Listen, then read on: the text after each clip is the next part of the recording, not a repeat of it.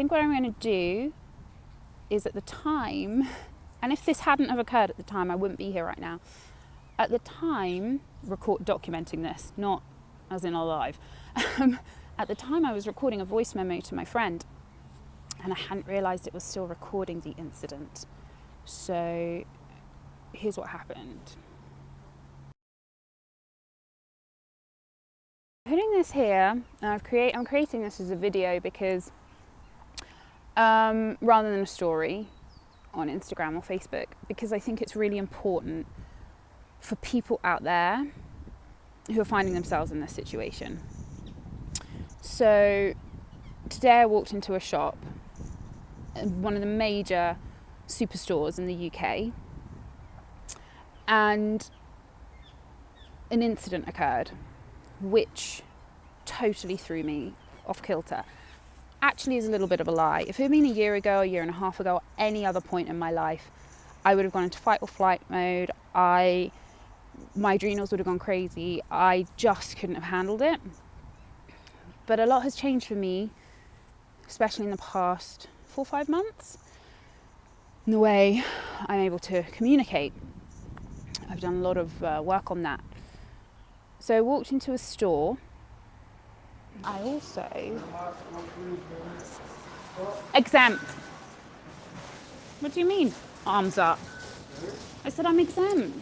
Yeah, that sucker. I wasn't wearing a mask. I have my exempt badge on my bag, which is...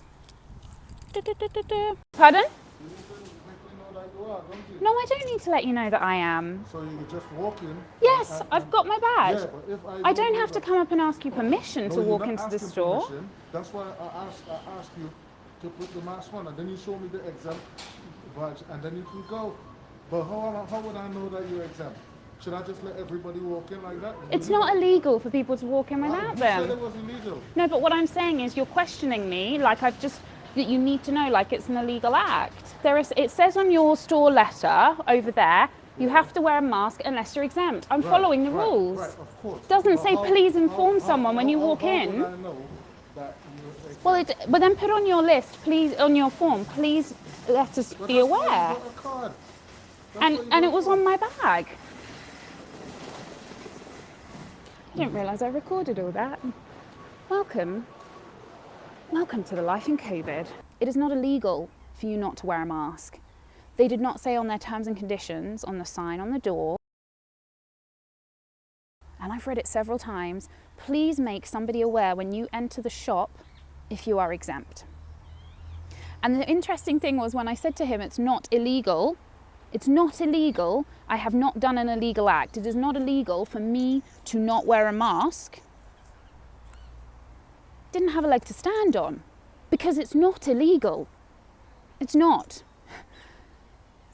At the end of this situation, I was really not happy. I was like, fuck you for, purposefully entering my space and ruining my shopping experience. I enjoy shopping here. Do you know what I was getting as well? Birthday treats for myself. Because, alone in isolation. As I left, I sent a few friends the incident. I could still feel this energy that wasn't mine and wasn't allowing the situation to dissipate. Just telling my friends wasn't enough. And I thought, I'll probably have to process this as I go home. This is where it's really vital and important. If you have a reaction to somebody saying something to you or doing it to you, do not bottle it up. Do not promise me you will not bottle it up, because it gets bigger and bigger and bigger and bigger and bigger, and it lasts and it lasts, and it affects other areas of your life slowly. It's corrosive, it's like acid. And what it's really affecting nowadays, when we don't act or action on what our feelings are telling us, is it's really fucking up personal relationships. Because that incident that just occurred to me, if I hadn't have done what I did next, that could have affected me walking into any shop from now on. That could have really built. Additionally, that would affect the way I have human interaction and relationships with my friends. I wouldn't have felt valued or seen in other situations because of this, because this would have defined a narrative in my head. And this is what's happening. People get into relationships our whole lives, friendships, romantic relationships, and something happens and people aren't able to healthily communicate, and they feel lack of self-worth, and it eats away at them, and their self-esteem becomes really fucked up. And then somebody incredible comes into their life again, and they go into fight or flight and react exactly like they did with the other person, where they weren't able to speak up because they fear it's going to happen again. And it starts to affect your life for years, when it was just an incident, a small incident that you weren't able to fully process and address at the time. As I was leaving, my instinct just went, you need to tell the manager. You need to tell the manager. You're you, but what about other people this is affecting? So I went up and I said, excuse me. A voice in my head was like, they won't let a manager talk to you. That's what they're there for, I think it's because I thought it kind of paralleled back to school, when you're like, an incident occurred and you needed to talk to a teacher, and the teacher was like, I'm not available right now, like just go into the playground, you'll be fine. So I went up to them and I felt I had to validate why I needed to talk to the manager, and I said, please, can I talk to your manager on duty currently about an incident that's just occurred and happened to me in the store? I need to inform them. Yes, of course. She gets the manager, doesn't question me because I thought she might. False narrative. And she said, I can't get through to the assistant manager, but I've got you Mike, who is a gem. And I said, hello, thank you for taking the time. I want to make you aware of an incident that had just occurred to me when I walked into the store, which hasn't happened before.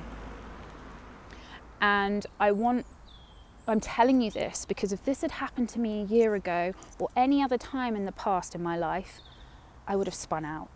I would have gone into fight or flight. It really would have screwed me over because of the things I've been through in the past. It would have triggered a lot. So I'm saying this for other people, other customers who are going to come in here who are suffering from PTSD and have so much going on that this could knock them. And I explained the incident and I said it's recorded. I told him exactly what you've heard in the memo. And I said my concern was when I said I'm exempt, he didn't just say thank you. He pulled this awful reaction and it was awful. I didn't feel valued or validated. I don't need to feel validated by other people, but I didn't feel valued at the time. And I reiterated exactly what I know their signs say. And it's not illegal to walk in here without a mask. And your signs say I don't have to ask permission. And he was so compassionate. Mike was so compassionate. And he just said, I'm so sorry you had to go through this. This is not what we want. And I said to him, well, I really enjoy my shopping experience here. And as this has not happened before, I just needed to make someone aware. And he said, please don't feel that you can't shop here anymore. He said, and thank you for letting me know, because we need to hear these things so we can make the customer's experience happy. They're actually a security firm that we've hired in, he said, and we've told them they have to interact with the customers. And I said, well, him saying, oi lady, when I passed, and the manager in empathy was just like, oh my God, or he wasn't the manager, he was the assistant manager, I think, was just like, he's just like, I need to go and talk to him. He said, you're right. And he said he shouldn't be challenging you. He said, nobody has the right to ask you or challenge you why you are exempt or not wearing a mask. He said, nobody does. Full stop. And I finished it off by saying again to him, thank you for taking the time to talk to me.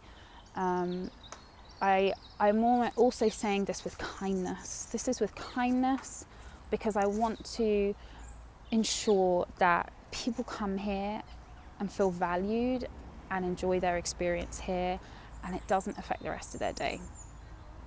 I'm not going to think of this again. The reason I decided to make a video on this is because we're living in a time that people are scared and going into fight or flight, and we're all being told, make one choice. You've got one choice to make. Your choice is you get a vaccine. Your one choice is you stay at home. Your other choice is you wear a mask. Now, when I say one choice, obviously you're like, Rosie, that's 3 choices. I mean, it's not you do or you don't. You do or you don't. And people are making choices or accepting what they are being told to do and then documenting publicly how it is damaging and hurting and affecting them, but everybody should still do it. Now, I was brought up in a world where if something happened to me that damaged me, or I had side effects, or I was scared, or spun out in fight or flight, not only was that my body telling me this wasn't for my highest good, I would have medical professionals telling me that if I reacted to medications. I've had medical professionals say to me and to my mum, I shouldn't have been having vaccines because of the side effects, that my brother's side effects were awful. Like, side effects occur with everything. Side effects occur with being in lockdown, you know? But people we're in a situation now where we're all validating the damage. It's the shit sandwich. I'm seeing it a lot. Okay, I'm not an anti-vaxxer. I just question things and I read things up. I read scientific papers, so I'm going to give this as an example. The shit sandwiches I'm seeing. Hey guys, got my vaccine. There's the bread. Got my vaccine. This was, I had to wait in the queue a long time, da-da-da-da-da. The shit in the middle. Oh my God, the side effects were awful. I had to go to hospital the following day. Or, oh my goodness, I wasn't able to breathe for the next 18 hours. I really struggled. Oh my word, my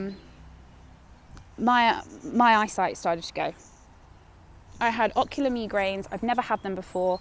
Lights everywhere. Or vertigo, heart palpitations, kidney failure. And then the way the shit sandwich is being finished by so many is, but guys, this vaccine, it's a miracle. It's a miracle that we have this so soon and we can go back to a better life. So make sure you get that vaccine.